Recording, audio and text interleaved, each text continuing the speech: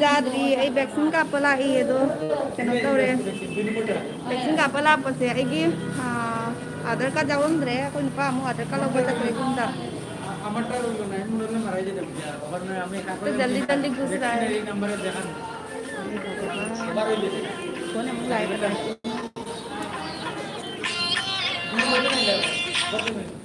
Hello hello हाँ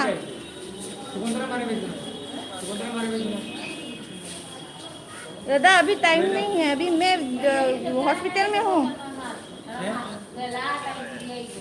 नहीं मैं अभी हॉस्पिटल में हूँ कुछ काम के लिए आया हूँ अभी टाइम नहीं है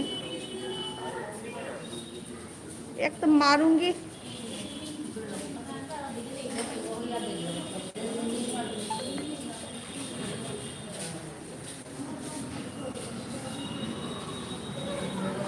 उन्हें फ्लोर की मैसेज है मैं कोला में लागे कि वाठी वारे मांगे पा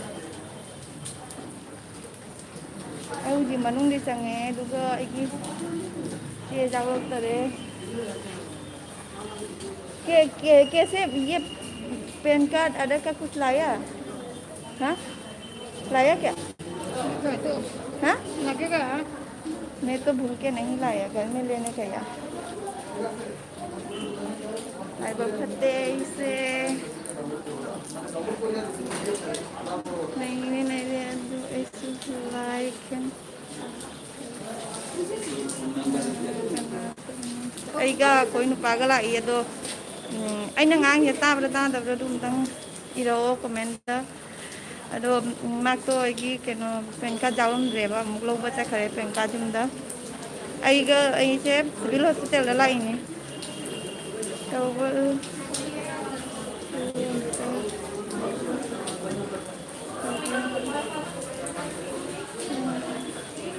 कहीं तो बुआ से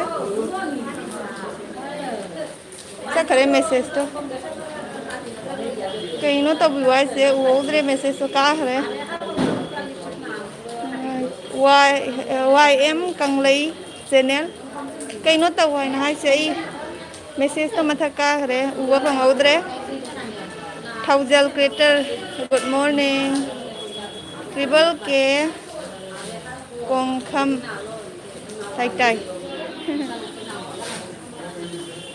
Di hospital ni, ay sambil je mau nung suara lu kan. Nung malah terlalu ini apa. Segi. Aigi mingje, aigi kan udah jauh bone. Dia, aigi channel sih, aigi kan udah jauh bone. Kang deh kason saya tak jauh bone.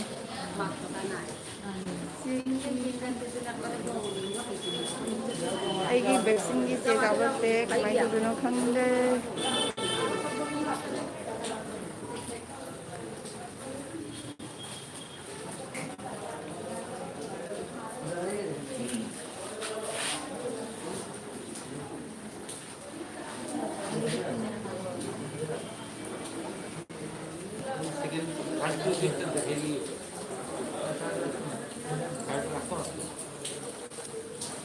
Card का जरूरत पड़ा है क्या दादा क्या मांगते हैं जरूरत पड़ता है अच्छा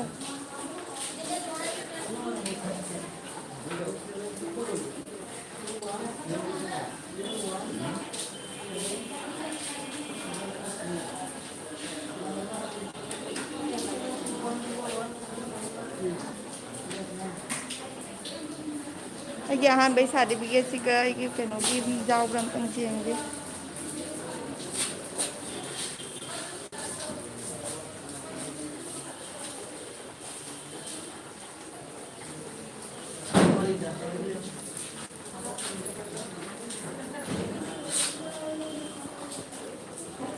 नहीं आतंक ले रहा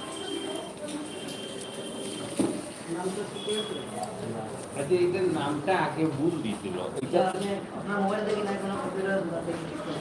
अच्छा वो जी ना क्या आप तो मेरे पीछे में शिवा देवराज ना ना मोबाइल नंबर शिवा हो गया ना शिवा আমার কম্পিউটার দোকানে গিয়ে শুদ্ধ অলরেডি আপনি আপনার মোবাইল থেকেও পারবা तो वो 1 1 दादा सॉरी सर, मैं वो नहीं लाया, इससे होगा क्या? होगा होगा पैन कार्ड नहीं लाया, आधार कार्ड नहीं लाया, होगा? इनका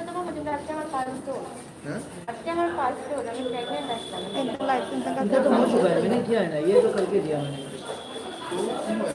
I don't know.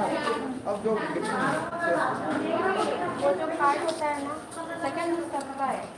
Second dose कब का है? ভ্যাকসিন দিছো নি? वैक्सीन डोज है। এখন সেকেন্ড ডোজ তোমার মোবাইল থেকে তুমি সার্টিফিকেট ডাউনলোড করতে হয়, আমরা কেমনে কইতাম কবে सर्टिफिकेट तो কে দিল?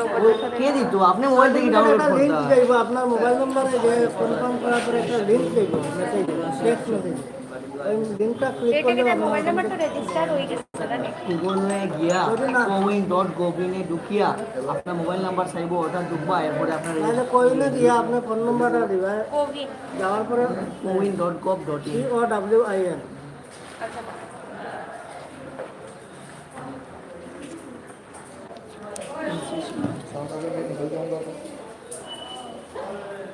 দিবেন। বাইরে করে দিল। গুগল পে করেন যে ওইটা তো আছে।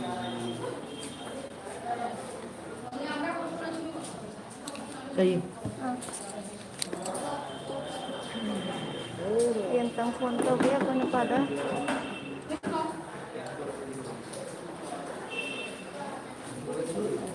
Maki igi khangdara na kay no loba takhiya ba jumda.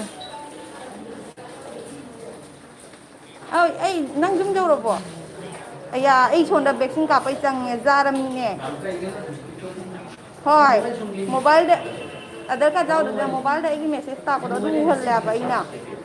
Ado jare nang jum jaw ro bo. Oh gari do ai sigagi line gari da la wai ro na ta. Kana na khang ni ai nang di phat ba ja. Adoi kamai lak pe nu ji. Tu kita.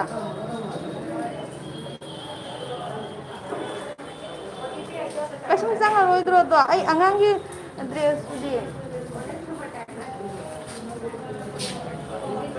Natang khamam mage du ka nong ta ba do ka no tawraga.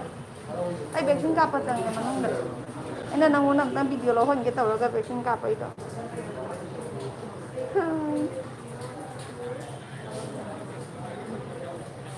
Giao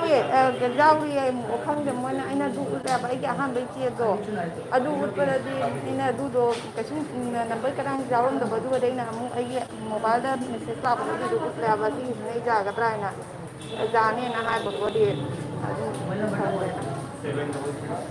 ha ai pare pa hum ma ge ai video lo ba ja ra ro en thok ne tham ma ha ai na hai đấy giờ ta đâu đâu kia na hai đây nè certificate download করে দিলাম না। ba tham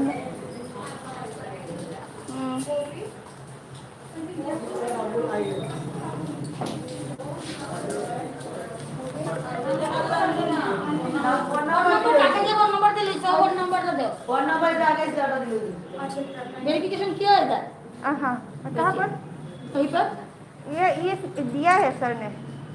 mobile number से किया है ना second dose है ना आपका हाँ ठीक है बेटा मैसेज आया मोबाइल में देखिए इधर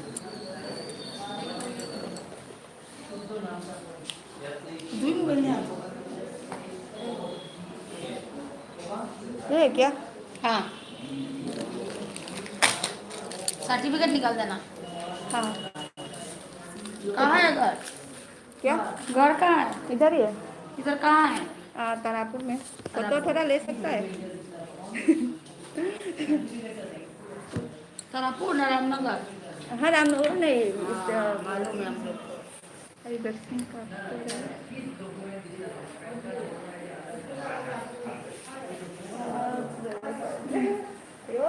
नहीं नहीं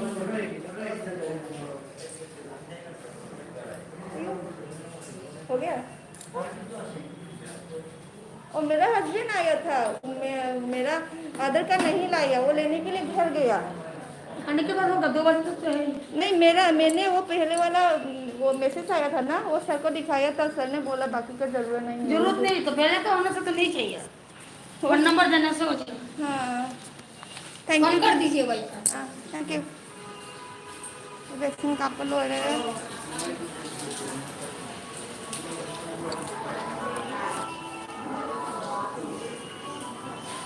वैक्सीन कापल थोड़े अमीगी मैसेज का पाबा खंगीको तो खंबा ममा ठीक है खंबा जाम बहुत लेते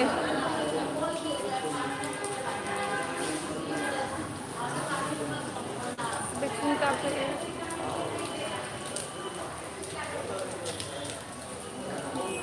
लाइन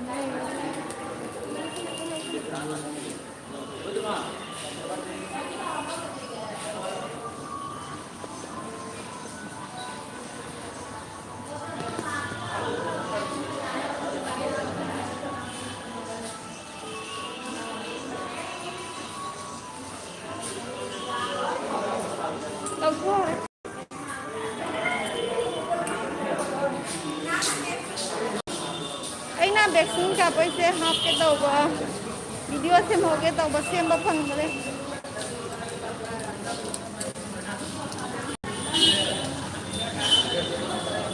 कमेंट पारके हजी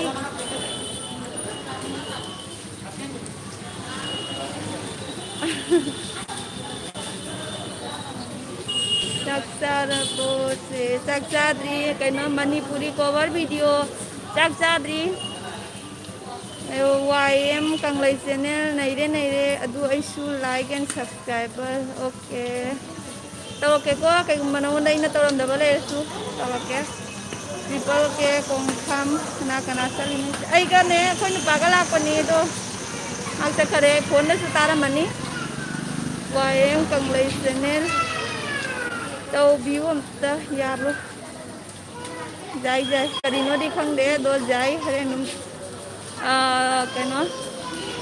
जाई देंगे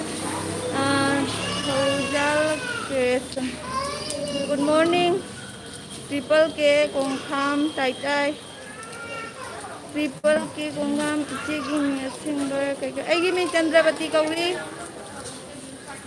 ट्रिपल के कोंखाम इचे फुल सपोर्ट थैंक यू ऐसु तौरी फुल सपोर्ट आई subscriber अमत्ता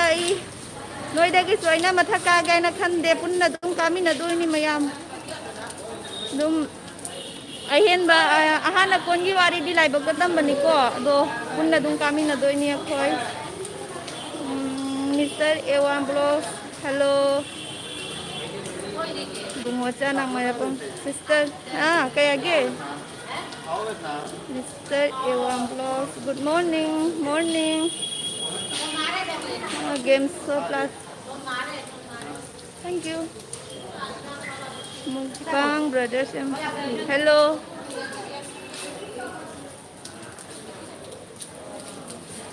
asli civil hospital ni jengo ada siga saladi ne phambam phangadam nya ba ado nong tai sim jengo do ni ya hatta bai sim la kai no asiga tai ko nong ni nong tai ji nungai te ba ko nu pa do ma ko phangda na chakre do mana hanghou na tawri ni ba do aina video amtang lobi wai na hai raga chakre nungai te ai horen channel da hapagi video amtang lobi wai na hai raga ai nga hangai ni ma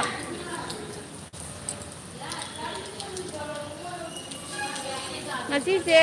pung kya tare ji 11 12 da degi chan pa suti tha doi ni do chan pa gi chu chan pi jamu dress to da ba ma thau lai ri ba moi gi school gi coaching matta e nang na da ba ni bo kai no hang de su loi ba nai de do moi gi winter dress lo ko gi nahan lo winter dress lo dri ba du gi du na ki lo doi ni do sini Tyrone Jackson no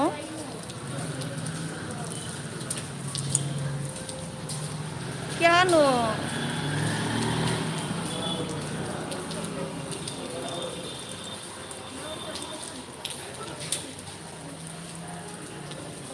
ngasi di vaccine kape hore nung hore arum hobra khangde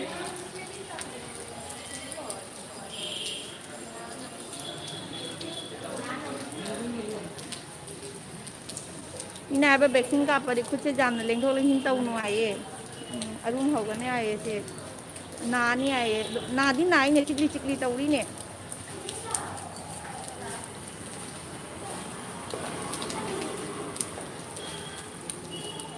se kai lam da lai se ai silchar da ai silchar da lai koi pa ngai de mu phone tau ke mang da lak lai na ai ki phambam lai te tu nai ke cha cha li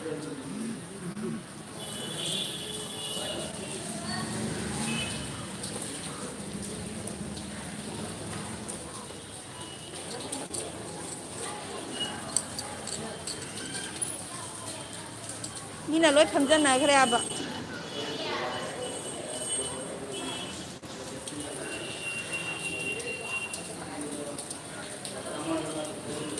aigine live se minute kundai dum thamani ko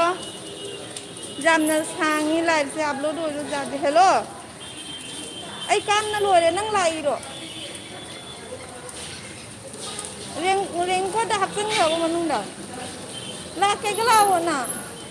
kumbaro ta de 11 tare angang gi dress to di ingabni na lauda di jaro ado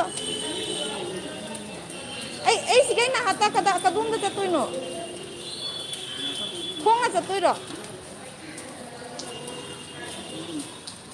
na te tu ki do frame to la hai da tung doi ro tu ki da fare duga ai na hata ki duga lai na ma da natra ka phone tong na ba bumra sa jau re nong tai ba aduna ni nong tai nong wala ta ko lai fare tham me mi jam de trem to la ta ka ko to lai mo ba kun này nè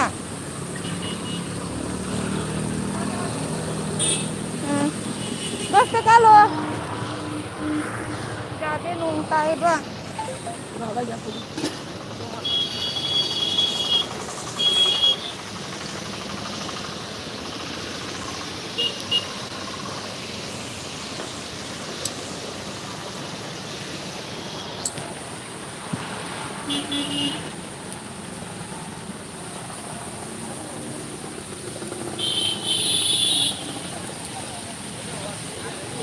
पैसा पामु ai khong na lai ini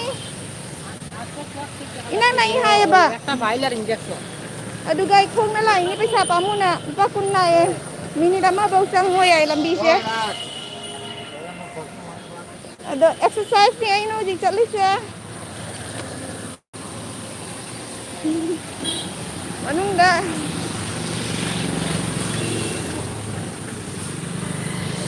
ngom chole mayam ai lai thum ma ke ko mayam ai lai thum na ke ngom chole minute kamapan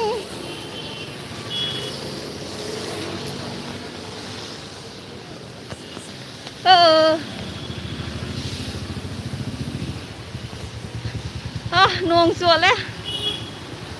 jam na dilap te pa do na iya e ai lai tham ma ke ko mayam nong chole du ma ko da phi ku salai ne bye bye ko na mu na ra si